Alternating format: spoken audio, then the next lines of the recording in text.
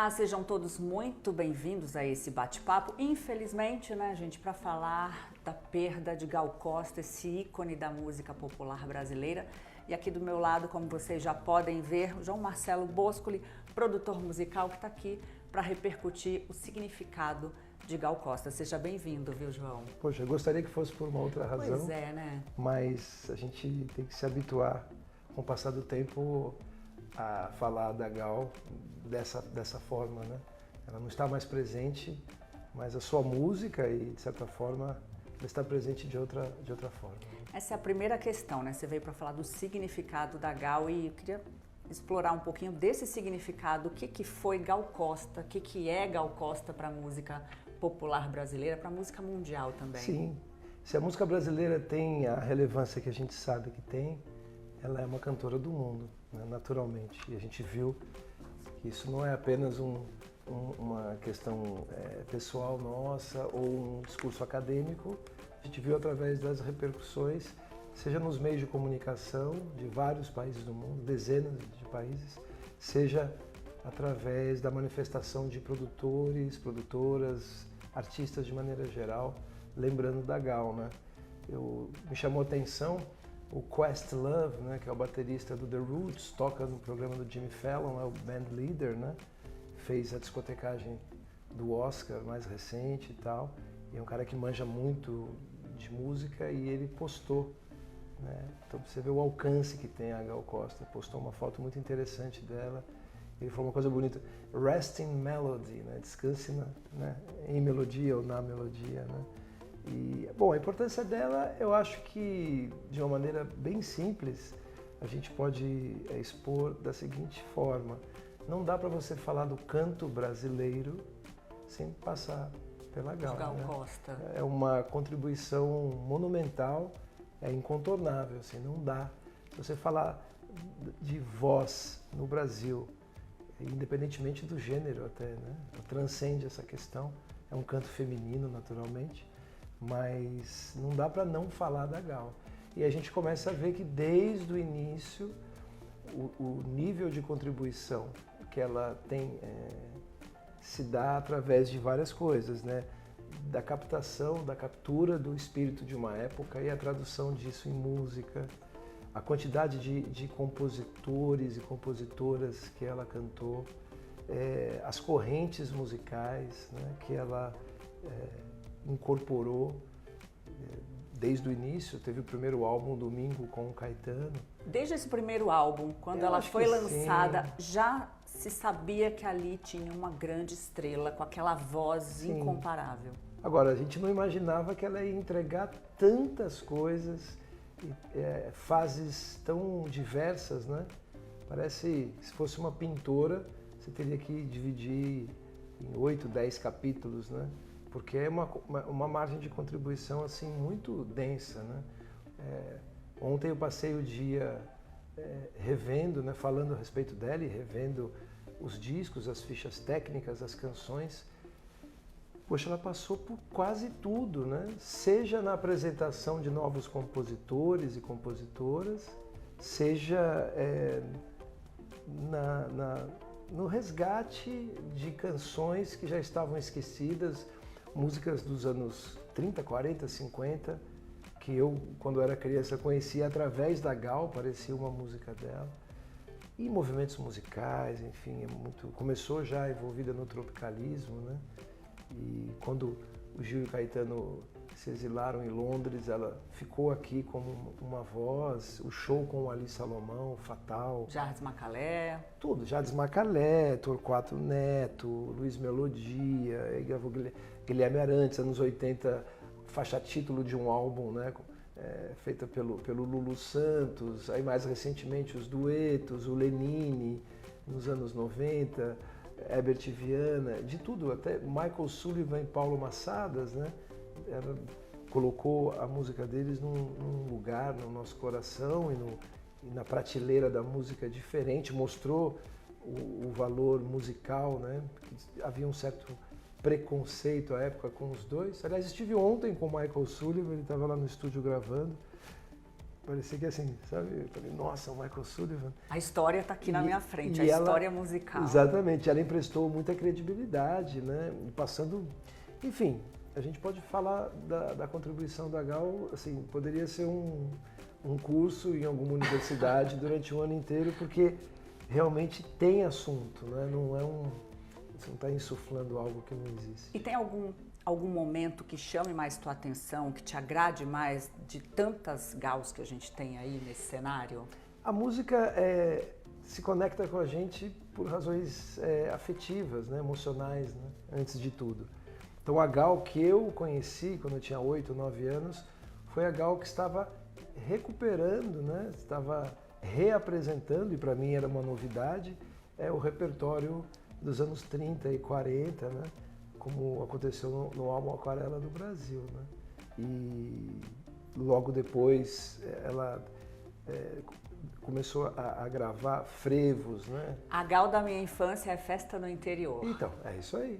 Essa é a alegria, isso. E como ainda sou nordestina, ainda Sim. vem uma coisa da alegria dela, né? Então, é uma exuberância do carnaval que me conectou com outras coisas, né? Me reconectou com a Carmen Miranda, que para mim na infância era uma figura dos filmes, uma figura de beleza estética incrível, que cantava de vez em quando, mas aquilo estava na ordem do dia, né? Era um disco novo, então essa Gal me marcou. Claro, a hora que depois você descobre o que havia antes, a capa, né, do álbum Índia me chamou muito a atenção, e eu já ouvia na época as pessoas que trabalhavam com o teatro e do teatro iam dirigir espetáculos musicais, falando muito do trabalho dela com Alice Salomão no Fatal. Mas para mim começou em 1980 e 81, e Elis, minha mãe, Elis Regina, que era amiga da Gal também, ela estava ouvindo bastante Meu Bem, Meu Mal, né, que o Caetano fez para Gal. Era isso que eu queria saber, da tua infância, você conheceu a Gal, artista, cantora, que te emocionou com músicas Sim. e também pôde estar próximo ao ser humano Gal Costa, inclusive depois, porque você fez 2 trabalhos com ela, né? Sim, depois de muito tempo, né? 20 e poucos anos depois, mas na época eu a conhecia assim, né? De ver, e eu sempre ficava encantado, né? Porque o jeito dela falar, a música da fala dela, né? Um jeito delicado e ao mesmo tempo o olhar forte, assim. E as pessoas falam muito da região aguda da voz da Gal, que existe, que ela é lindíssima. Ela transitava com muita facilidade a músicas em que ela faz dueto. Como meu nome é Gal, ela faz dueto com um guitarrista de uma forma, né? Que impressiona. Histórico. Não é uma Mas, pessoa aqui. Simultaneamente, eu sempre... É a música se manifestando através de uma pessoa. Parece isso, né? Talvez seja. Eu gostava muito quando ela ia para as regiões graves também. Quando eu ouvi Baby, você precisa aprender inglês. Aquele grave aerado, assim, os harmônicos lindos. Então, Gal se reinventando diante da própria voz, porque se ela ficasse só no agudo, já sabemos o que vem dali. Não que seja pouca coisa. Não, muito, né? Eu acho que é uma cantora que tem consciência do que a música precisa, né? Ela escolhe o repertório, eu vi ela escolhendo o repertório que diga o que ela quer dizer, né? Tanto em sons quanto em palavras, a prosódia, né? Esse encaixe do som da palavra na melodia. Mas ao mesmo tempo, depois que isso acontece, ela se encaixa na música. Eu não sei, ela expressa a música de uma maneira incrível, assim, intuitiva, né? Um talento natural, e que se a música pede isso, ela faz. Enfim, é uma característica de grandes intérpretes. E falando em grandes intérpretes, como você já falou, na Elis Regina, tua mãe, a gente não pode deixar de colocar Elis Regina nessa conversa. No teu Instagram, inclusive, tem alguns momentos das duas cantando juntas. Eu queria te perguntar, como é que era essa relação, primeiro, de 2 grandes estrelas, e segundo, o que aproxima, o que tem de ponto de convergência, claro, além do talento, além da voz das duas, o que aproxima essas 2 estrelas, na tua opinião? Eu acho que o Brasil, né, porque embora uma tenha nascido num lugar e outro no outro, a Elisa é de Porto Alegre, ela é de Salvador, mas são ambas mergulhadas nas referências de música brasileira. E aquilo que as duas ouviam de fora também era próximo, né? Por exemplo, a Elis gostava do Stevie Wonder, né? Eu sempre achei que não gostar do Stevie Wonder talvez seja um desvio de caráter, mas elas gostavam de verdade. Ela cantou uma versão, né, feita pelo Ronaldo Bastos, do Clube da Esquina, poeta e letrista, produtor musical, Lately, né? Dessa vez doeu demais e tal. Então as duas gostavam disso. Mas acho que em comum de serem vozes muito específicas, né? Vozes originais, né? Não tem nada muito parecido Cada antes. uma com as suas características. E aí mergulhadas nesse caldeirão, nesse melting pot, né? Que é a música brasileira. Eu acho isso, né? As duas, a relação das duas era de respeito. Agora, precisamos entender que a gente está falando de duas jovens cantoras, né? Que nasceram no mesmo período, estavam ambas envolvidas com seus trabalhos, né? Então, assim, como a Gal era intérprete e a Elis era intérprete também, as duas estavam ali, cada uma no seu campo de trabalho, buscando compositores, e as duas tinham em comum essa amizade, por exemplo, com o Gil e com o Caetano, que a Elis gravou muito, adorava os dois, e Gal idem, já os conhecia anteriormente, né? Essa participação foi um especial da Gal Costa, que era a série Grandes Nomes na Rede Globo, dirigido pelo Daniel Filho. Então teve com a Elis, teve com o Paulinho da Viola, teve com o João Gilberto, teve com a Simone, teve com a Gal, teve com a Rita Lee, e fazia parte daquele especial um momento em que a estrela convidava alguém. E a Gal quis convidar a Elis. Que bacana. E a Elis estava em Los Angeles, estava trabalhando com um músico e arranjador e compositor americano, Wayne Shorter, e antecipou a volta, nada de outro mundo, mas 1 ou 2 dias, para estar com a Gal lá. E acho que foi um momento mágico da música brasileira, mas foi um lance bacana, porque talvez por esse machismo, por enquanto, quase invencível do Brasil, sempre se alimentou muito mais esse tipo de competição no universo feminino do que no masculino. Claro que, independentemente do fã-clube de cada um, dos fãs-clubes ou dos fã-clubes, Pasquale me ajude, existia essa constante nutrição dessa possível rivalidade. E uma convidou a outra e no palco foi aquela explosão. É o de sempre, né? A gente, às vezes, a gente vê até hoje, né? Profissionais que têm que vir a público e dizer, a gente nunca teve nenhum problema. E entre os homens é sempre, não, eles são amigos, são companheirões. E agora você falou uma coisa, sempre mulheres, né? A rivalidade normalmente sempre ampliada, né? Com mulheres, com irmãs, às vezes, sim, enfim. Normalmente, sobretudo as pessoas públicas, eu vejo muito mais essa colocação de uma possível rixa entre mulheres do que entre homens. Homens são todos amigos, são todos gente fina, as mulheres não, elas se odeiam e tal. Isso é uma coisa que foi bacana, que as duas, né, tiveram a chance de mostrar que se davam bem, você vê admiração mútua. A Elis nervosa de encontrar a Gal. Estava nervosa? Claro, todas estavam. Ela também estava muito nervosa, apreensiva, porque existe uma admiração mútua, né? Mas depois que a música começa, a música toma todo mundo que está ali tocando, e a plateia, lá foi no Teatro Fênix, e foi um momento histórico, eu creio. Tem alguma música que para você, ou algumas músicas, ou que músicas tocam mais a tua alma, ou que você acha que músicas que podem ser mais relevantes para a carreira da Gal? Na minha... Por Toca favor. Profana, pra mim libertador, Brasil, mostra a tua cara. Sim. Se a gente colocar pra tocar hoje e falar, foi feita hoje, acabou de sair Foi feita amanhã, Foi feita amanhã, ela é atual. Então... Eu tenho, veja, como eu te falei, surgiu a Gal pra mim nesse momento e depois eu fui curtindo bastante, porque na sequência ela fez esses álbuns todos, né, celebrando o frevo, celebrando a música de carnaval, trazendo para um universo de arranjos contemporâneos. E foi um período onde ela também fez o dueto com o Tim Maia. E aí, garoto, ouvindo rádio, né? Então você via aquela grande figura que você conheceu como um ícone da música brasileira, ali no seu ambiente, que ela, se fosse hoje, estaria fazendo uma dança maravilhosa no TikTok, né?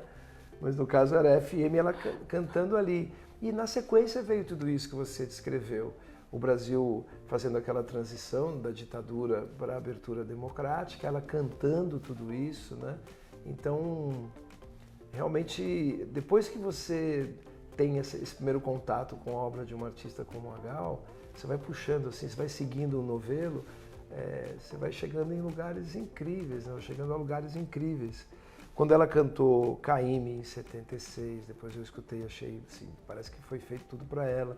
Quando ela celebrou os 100 anos do Lupicínio Rodrigues, que era uma figura que é muito importante, mas não é tão falada quanto deveria. A gente precisa trabalhar melhor essas coisas de nossa memória, eu creio. Quando ela fez o songbook, né, praticamente um songbook com Tom Jobim, né? Aí tem os dois cantando. Então a Gal, é muito difícil alguém não encontrar alguma fase da Gal, alguns álbuns pelo menos, que dialoguem com as suas emoções, sentimentos. E eu falei essas duas, e se eu for daqui a pouco eu falar, nossa, esqueci, acabando aqui eu vou falar, nossa, esqueci tal música, esqueci tal música. E esse trabalho que você fez com a Gal, foi como interessante. É que foi? Conta pra gente. Foi uma ideia do César Camargo Mariano, que trabalhou com a Elis Regina há muito tempo. A gente estava trabalhando nesse período e ele falou, poxa, a gente podia fazer alguma coisa com a Gal. E aí ela gravou o álbum em 2005, lá no estúdio que você já conheceu. O estúdio era do lado da minha casa, por isso, então né? eu descia para passear com o cachorro, gente, era assim, eram celebridades, era todo Titãs, já encontrei Tony Bellotto lá na frente, Paulo Miklos, falei, nossa senhora. E era legal ir até a padaria na esquina, porque o pessoal saía de lá para a padaria. Interessante, mas enfim, ela gravou um álbum chamado Hoje, e também achei emblemático aquilo, né? Porque não era alguém fazendo um álbum que fosse uma retrospectiva de si e tal, era alguém procurando um repertório novo e gravando as coisas de hoje, né? Que é o nome do álbum. E me lembro que tem uma música chamada Um Passo à Frente, né? Que diz muito a respeito dela, que é do Moreno Veloso. Uma música do Loco Akanza com o Carlos Renault, eu não conhecia tão profundamente o Loco Akanza, então você imagina, eu interessado em música, sempre pesquisando, ouvindo, e descobri através dela, né, com 30 e poucos anos eu estava à época, coisas que eu não conhecia. E na sequência ela fez uma gravação ao vivo, né? Ela se apresentou no Barbican lá em Londres, a gente viajou. Então foi um momento interessante de ver o processo criativo, a maneira através da qual ele escolhia o repertório, a construção dos arranjos, o tipo de envolvimento que ela tinha com a construção, né, do seu álbum. Né, tinha preparação vocal? Ela precisava fazer algum tipo de vocalize para a voz? Acho que esquentar, né? Esquentar. O Pelé aquecia antes de entrar em campo, a Maria Callas aquecia, a Gal Costa também. Acho que é uma questão física, né? Alguma curiosidade? Pavarotti tomava café com manteiga, por exemplo. Então, assim, tem alguma curiosidade da Gal que você... Não, ela preferia gravar depois do almoço, né? De manhã, dependendo da hora que você levanta. A voz fica está um pouco mais grave e tal. Mas não, tem uma gíria, né, que se usava quando eu era moleque, que dizia assim, essa pessoa ela é do ramo, né? Então assim, ela é do ramo, né? Então não precisa de fazer muitas coisas, né? Criar um tipo e tal. Ela foi abençoada com um dom, cantava continuamente. Quando ia para o estúdio, cantarolava ali um pouco. Não via ela fazendo nenhum tipo de aquecimento específico, essas coisas. Mas ela chegava lá e... Sabia o que estava fazendo, completamente. Né? Eu olhava muito para o microfone, né? Eu gosto muito dos equipamentos. Falava, caramba, isso é um dia feliz na vida desse microfone, né? Tem a Gal Costa ali. Eu falei, uau, né? Então foi um momento muito interessante. Assim, ela veio morar em São Paulo. A gente procurou um apart-hotel, fui visitar o apart-hotel com ela, um apartamento lindíssimo, tinha muito bom gosto, né, para tudo, né? Porque assim, é tudo, né? Tudo certo, né? Você lembra a última vez que você encontrou a Gal? Foi na audição do álbum, né? Mas não do álbum de 2005. foi no álbum ao vivo que ela gravou. E também me marcou um negócio que é o seguinte, no mesmo ano de 2005 a gente estava lançando uma restauração de uma série de programas da TV Cultura chamado Ensaio. E um dos ensaios do Fernando Faro era com a Gal. E eu lembro que ela foi muito respeitosa, atenciosa com o lance, mas não havia aquele deslumbramento consigo, sabe? Aquele lance de ficar... ensimesmada. Ou embebida de si mesmo, sabe? Ou bêbada de si, né?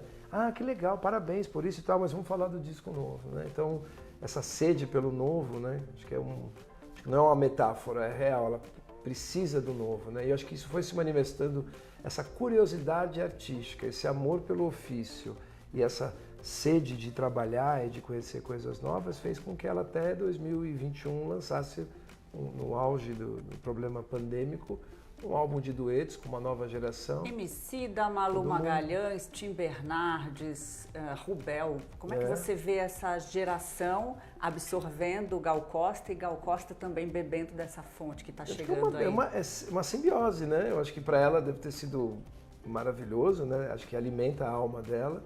E assim, eu já tinha sentido isso antes desse dueto, vendo pessoas novas trabalhando com a Gal. Uma pessoa que chega de manhã no estúdio e trabalha com um artista como a Gal Costa o dia inteiro, não é a mesma pessoa que volta para casa e vai dormir aquela noite. Os sonhos são outros. Olha isso, gente. João, queria te agradecer por essa entrevista, por esse bate-papo e por essa fonte de conhecimento que você é sobre a música brasileira e sobre Gal Costa, que a gente está aí. Obrigada, viu? Obrigado, escutem bastante Gal Costa. Acho que eu já ouvi certa vez um grande professor de música dizendo que uma grande obra de arte não vai até você. Você que precisa ir até ela. O Shakespeare, enfim, Raquel de Queiroz, quem você quiser. Eles não vão bater na tua porta e falar, você é que pode ir, se quiser, até essas grandes obras e colher os frutos dessa trajetória, dessa chegada e no caso dela, dessa audição. Me fez sempre muito bem ouvir a Gal Costa e é uma artista multifacetada, tem vários períodos, eu gosto de vários e acho difícil que alguém não goste de nenhum. E ouvir Gal Costa faz bem para o corpo, os átomos vibram de outra maneira, é uma delícia. Só ouvindo você já me deu vontade de pegar esse ensaio do Fernando Faro, saudoso Fernando Faro, e acompanhar o que a Gal tinha a dizer e a cantar naquele formato. Obrigada, viu? Muito obrigado. Obrigada também a você que nos acompanhou. Até a próxima.